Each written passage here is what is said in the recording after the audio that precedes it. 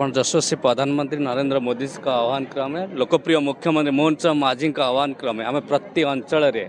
एक तिरंगा यात्रा करुचु। हर घर तिरंगा हर दिल में तिरंगा यही संकल्प को नहीं आम प्रति युवपीढ़ी माँ मान को नहीं प्रति अंचल आम तिरंगा यात्रा अभियान करुचु। जेमती आपण जानते one flag one nation one pride ये हूँ एकता आमर गर्व जे तिरंगा तले तिरंगा को सम्मान करवा 140 कोटी भारतीय माने पाई तिरंगा हूँ एक गर्व एक आपण देखु आकांक्षा और स्वप्न आपणकर जानिथिबे जे देश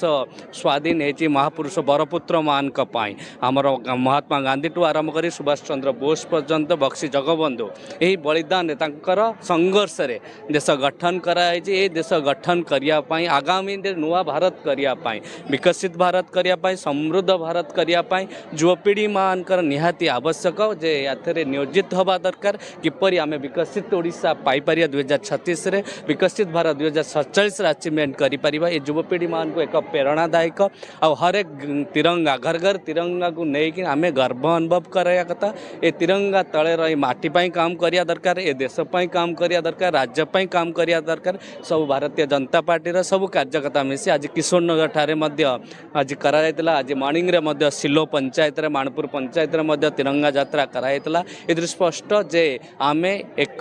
देशभक्ति देश पाई आमे समस्त सैक्रिफाइस करिया कथा ए कार्यक्रम निश्चय आमे जेतेबेले जहाँ भी करूँ किंतु किछि ना किछि समाज पाई दवा दरकार आओ स्वच्छता आनिया दरकार आमर सुरक्षा मध्य दवा कथा माँ मान को सम्मान से भरी आमे निश्चय आपण जानिथिबे जे दुर्नीति भ्रष्टाचार विरुद्ध रे लड़िबा दुर्नीति भ्रष्टाचार दूर रहिबा एई संकल्प को नहीं निश्चय कटक सदर को आगु को बढ़ेबा समस्त संकल्प मध्य रहिबा आवश्यक। नमस्कार सुजाता सेठी किशोर पंचायत सरपंच आज जो विशाल तिरंगा यात्रा देखुचंदी आमर मान्यवर विधायक जो संभव होती आउ मंडल सभापति आमर समस्त कार्यकर्ता मानक अशेष अशेष धन्यवाद तथा आमर माँ माने भौणी मानक मध्य अशेष अशेष धन्यवाद आज बहु मात्रा सामिल होगी आम माटी माँ प्रति जो सम्मान जो भल पाइबा से आज प्रदर्शन करिसेंदी एति कहूँ धन्यवाद। मंडल सभापति किशोर नगर चित्तरंजन साहू कौन कहे आज जो आप मंडल आज जो तिरंगा होता कौन लगे केते लोक हेले कौन कहे आज कटक सदर किशोरनगर मंडल तरफ तिरंगा यात्रा अनुष्ठित हो जाती एमर प्रिय विधायक इंजीनियर प्रकाश चंद्र सेठी जोग देते एवं आखपाखर अनेक सरपंच पीएस मेंबर एवं बुद्धिजीवी माने भाग नहीं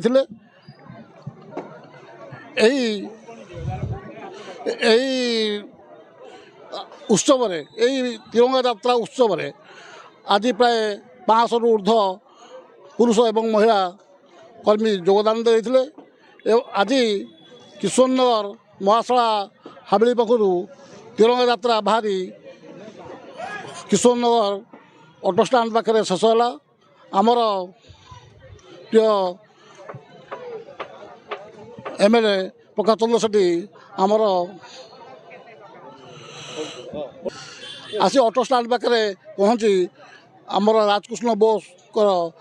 प्रतिमूर्ति माल्यार्पण देते आज जो भाई माने तिरंगा यात्रा रे